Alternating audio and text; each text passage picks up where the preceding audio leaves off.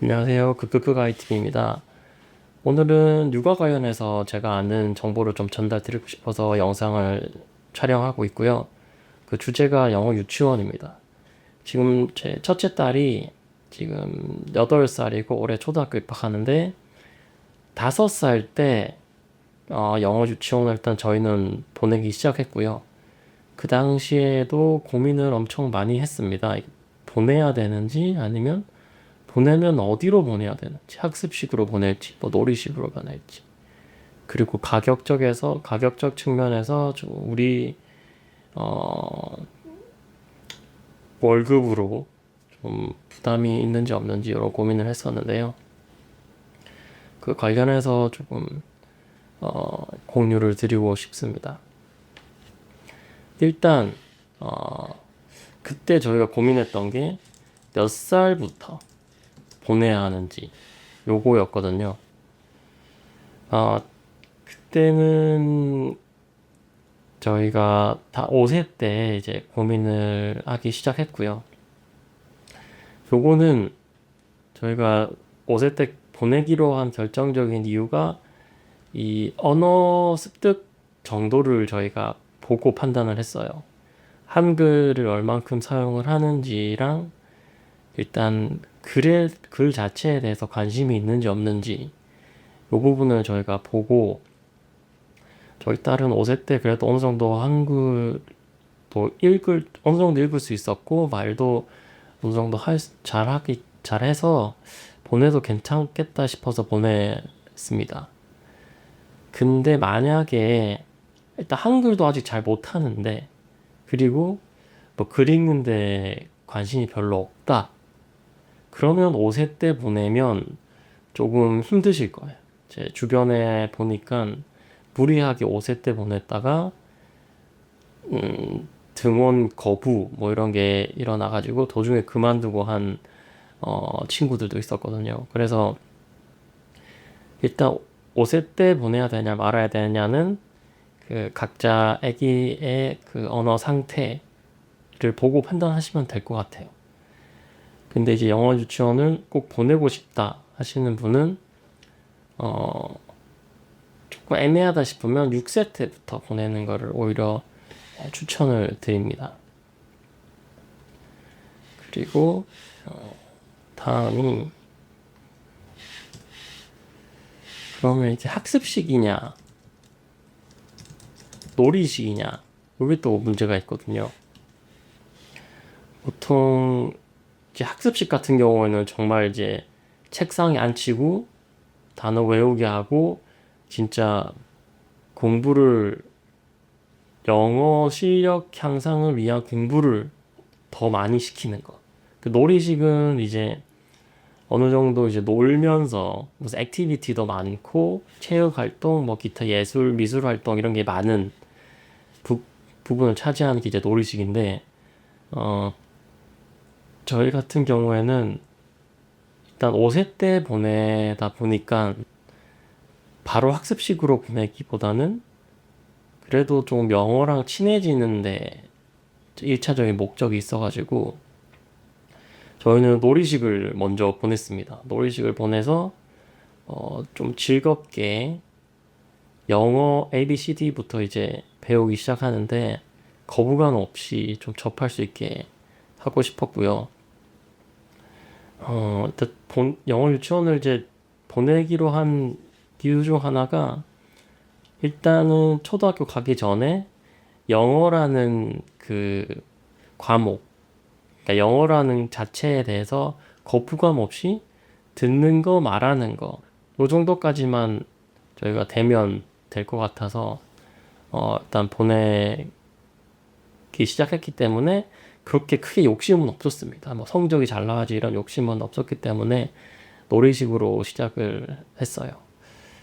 그런데 이게 저희가 2년차 6세 때부터 저희 학원 영어 유치원이 좀 뭐 이것저것 많은 에피소드들이 있었는데 아예 이름을 바꿔버렸어요. 바꿔버리고 학습식으로 넘어가는 버리더라고요. 그래서, 그리고 주변 영어 유치원을 봐도 놀이식으로 운영하던 데는 대부분 그게 없어지더라고요, 점점.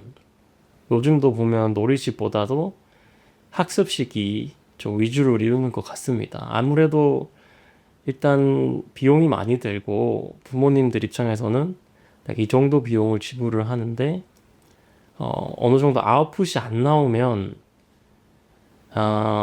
욕심이 없다지만 아무래도 사람인지라 아웃풋이 안 나오면 불만을 가지게 돼 있더라고요. 보통 주변에 이제 보면.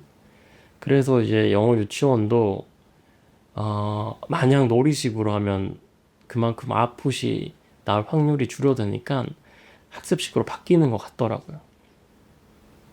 그래서 아마 요즘에 보내려고 하면 대부분이 학습식일 거예요. 그래서 잘 보고 보내셔야 할 것 같아요. 학습식은 애기들한테 아무래도 부담이 되다 보니까 한번 설명회도 가보시고 학습식이지만 그래도 예체능 활동이 많이 포함되어 있는 곳을 저는 5세 때는 추천을 드립니다. 그리고 이게 5세 때 이제 보고 애가 잘 적응한다 싶으면 6세 때 이제 학습식으로 바꾸셔도 되고요. 이런 거는 좀 고민을 해보시면 좋을 것 같습니다. 가격을 궁금해 하실 수도 있는데요. 보통 가격이 제가 보니까 그 셔틀 비용, 뭐 방과후 비용, 뭐 이런 거에 따라서 조금 플러스 마이너스가 되던데 또 셔틀은 한 달에 5만 원 정도, 5만 원에서 6만 원 정도인 것 같고요. 그리고 이 교재비가 이제 학기별로 교재비가 들어가는데 이제 한 번 구입할 때마다 20에서 30만 원 정도 교재비가 발생을 하더라고요. 이건 뭐 학기별이니까 3개월에 한 번 정도 지불이 된다고 보시고요.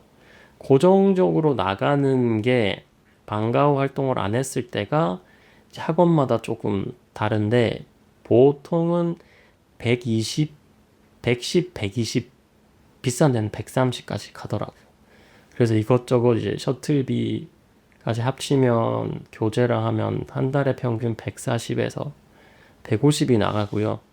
만약에 여기다 방과후 보통 요일마다 계산을 하는데 요일마다 10만 원 내지 8만 원 이렇게 추가가 된다고 보시면 됩니다. 그래서 방과후 주 2회 하고 한다고 치면 셔틀 이용하고 거의 뭐 160만 원 정도 나간다고 보시면 됩니다. 이게 적은 비용은 아니기 때문에 조금 고민이 되실 거예요. 그러면 이게 적은 비용은 아닌데 보내야 하나? 과연 효과는 이게 궁금하실 것 같아요. 일단 영어 실력 측면에서는 솔직히 당연한 얘기겠지만 그래도 하루에 4시간에서 5시간 정도는 원어민 선생님 얘기도 듣고 보는 게 이제 영어이다 보니까 영어에 대한 실력은 늘 수밖에 없습니다. 근데 이제 아이들마다 그 늘어나는 정도가 굉장히 편차가 커요. 그래서 제가 이제 주변의 경험을 비춰보면 5살 때부터 보낸 친구, 그리고 6살 때부터 보낸 친구가 있었는데 지금 7세 때, 그러니까 7세니까 이제 6살 때 보낸 친구는 2년 차고요. 5살 때 보낸 친구는 3년 차, 1년을 더 했죠. 그런데도 2년 차인 애가 훨씬 더 성적이 좋은 그것도 봤고요. 그러다 보니까 이 결론이 뭐냐면 이게 아이마다 이게 너무 차이가 많이 나요. 같은 학원에서 같은 기간 배웠지만 나중에 테스트 성적은 엄청 많이 차이 나는. 그래서 어느 정도 이제 5살 아니면 6세부터 영어 유치원을 보내면서 계속 지켜봐야 됩니다. 우리 아이가 어느 정도 효과를 가지고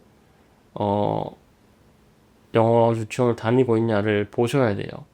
1년, 2년 정도 다녔는데 실력이 거의 안 는다 싶으면 아기가 너무 힘들어한다 싶으면 그만두고 일반 유치원으로 가는 게 저는 맞다고 봅니다. 이거를 어, 억지로 하다 보면 나중에 영어 거부가 나옵니다. 오히려 더 힘들어지기 때문에 지켜봐야 되고 효과는 무조건 있을 수밖에 없습니다. 영어 유치원 다니네 안 다니네의 차이는 일단 확실히 나고요. 근데 이게 저희도 이제 경험을 해봐야 되겠지만 어, 이 영어 유치원을 보낸 친구랑 안 보낸 친구가 나중에 이제 중학교, 고등학교까지 갔을 때, 하다못해 대학 입시까지 갔을 때 차이가 날 거냐는 지금 아무도 몰라요. 이게 이유가 뭐냐면, 어, 영어 유치원이 이렇게까지 많이 생긴 지가 10년이 채 안 됩니다. 그래서 영어 유치원 출신인 아이들이 아직 입시까지 가지를 못했어요. 그래서 영어 유치원 간 사람, 안 간 사람 이렇게 비교를 해야 되는데 영어 유치원을 간 친구들의 입시 결과가 없는 상태입니다. 그래서 이 효과가 있냐 없냐가 비교분이 없기 때문에 지금은 몰라요. 그래서 저도 이제 계속 중학교, 고등학교, 초등학교를 이렇게 보면서 계속 이 영상을 통해서 알려드리도록 하겠습니다. 과연 영어 유치원 간 친구들, 안 간 친구들, 초등학교 때, 그리고 중학교 때, 고등학교 때까지 이게 보낸 효과가 있냐 없냐 요거를 계속 주기적으로 제가 영어 유치원 그리고 그 육아 콘텐츠에서 이 학습에 관련해서 영상을 제가 주기적으로 올리도록 하겠습니다. 그래서 구독해주세요. 그리고 이게 단점이 또 없는 게 아닙니다. 뭐 장점은 당연히 영어 실력 측면에서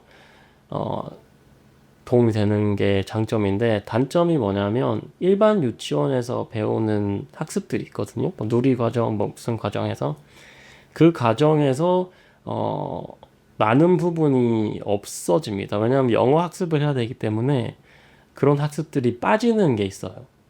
그래서 이제 혼자 하는 습관들, 초등학교 가기 전에 여기까지 혼자 하는 습관들, 뭐 젓가락질, 뭐 화장실 뒤처리, 뭐 성교육, 이런 기초 교육들이 누락이 되는 부분이 있더라고요.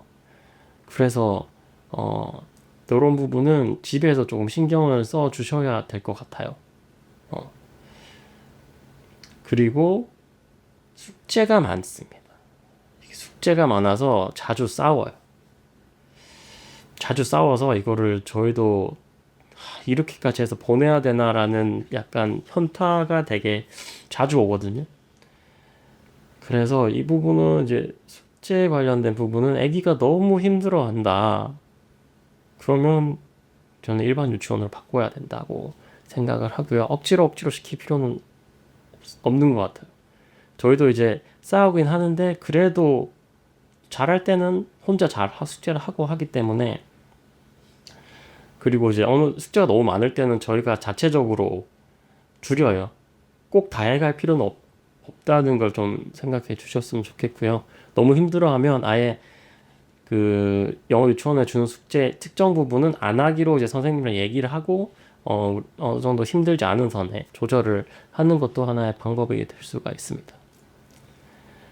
그래서 일단 저희 딸아이 같은 경우에는 이게 근데 부모님들이 영어 유치원 보내고 애가 잘하는지 안 하는지를 잘 확인할 길이 잘 없거든요. 이제 집에서 영어 쓰라고 하면 안 써요. 막 화내고. 그래서 애가 잘하는지 안 하는지는 이제 선생님들이 써주는 리포트들 그리고 SR 테스트라고 있습니다. 그래서 그 점수를 보고 일단은 저희가 판단을 하는데 저희 딸은 이제 3년 차인데 가장 최근에 친 SR 점수가 6.6이 나왔습니다. 저희도 굉장히 놀랐는데요.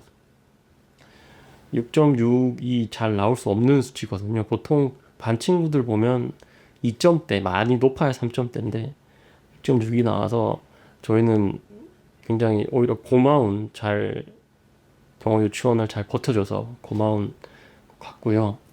근데 여기서 이제 차이가 나는 게 저희가 그냥 추측하기로 독서가 굉장히 중요해요. 독서가 저희가 이제 어릴 때부터 되게 책을 자기 전에는 항상 책을 읽어줬거든요. 그리고 지금 거실에는 저희가 TV를 없애고 TV를 이제 안방으로 옮기고 거실은 다 책장으로 꾸며가지고 항상 보이는데 책을 두니까 뭐 알아서 자기가 빼서 보더라고요. 그만큼 이게 책을 많이 읽는 아이가 이 언어 습득이 굉장히 빠른 것 같아요. 특히 SR은 리딩이거든요. 이제 읽고 문제를 맞추는 거라서 어, 독서가 중요한 것 같아요. 그래서 요거 부분을 참고해 주셨으면 좋을 것 같고요. 그래 제가 준비한 건 여기까지인데 혹시 또 더 궁금하신 내용이 있으시면 또 댓글 아니면 메일 또 주시면 제가 바로 또 제가 아는 범위 내에서는 알려드리도록 하겠습니다. 네. 이렇게 도움이 되셨다면 구독, 좋아요 부탁드리고 다음 시간에 또 다음 영상으로도 찾아뵙도록 하겠습니다. 감사합니다.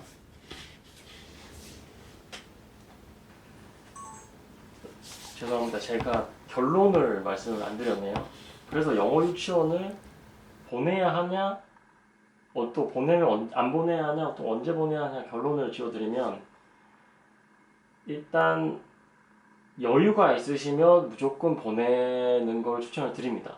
집에 돈이 많아.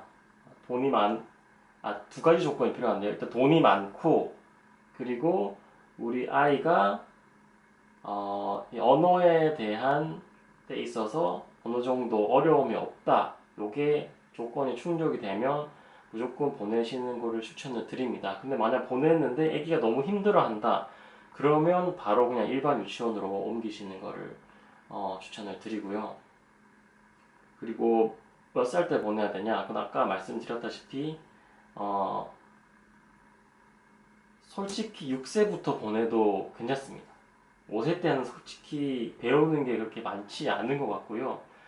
6세 때 이제 어느 정도 한글도 좀 익숙해지고 했을 때 5세 때는 뭐 집에서 ABCD 정도 가르치고 6세 때 보내는 것도 저는 괜찮은 것 같고요.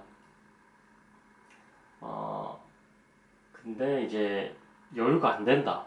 여유가 안 되는데 정말 빠듯하게 해서 보내는 거는 저는 그렇게 추천드리고 싶지 않아요. 그 빠듯하게 보내는 만큼 이 영어 유치원에는 기대감이 커지고 아기가 그만큼 아웃풋을 못 내면 더 스트레스 받아서 더 아기를 푸시하고 뭐 이런 경우를 많이 봤기 때문에 여유가 안 되시면 그냥 일반 유치원으로 보내셔도 괜찮습니다. 그 영어 유치원을 추천드리지 않습니다. 이렇게 제가 마무리를 다시 촬영을 해서 왔고요. 그러면 다시 인사드리도록 하겠습니다. 다음 영상으로 찾아뵙도록 하겠습니다.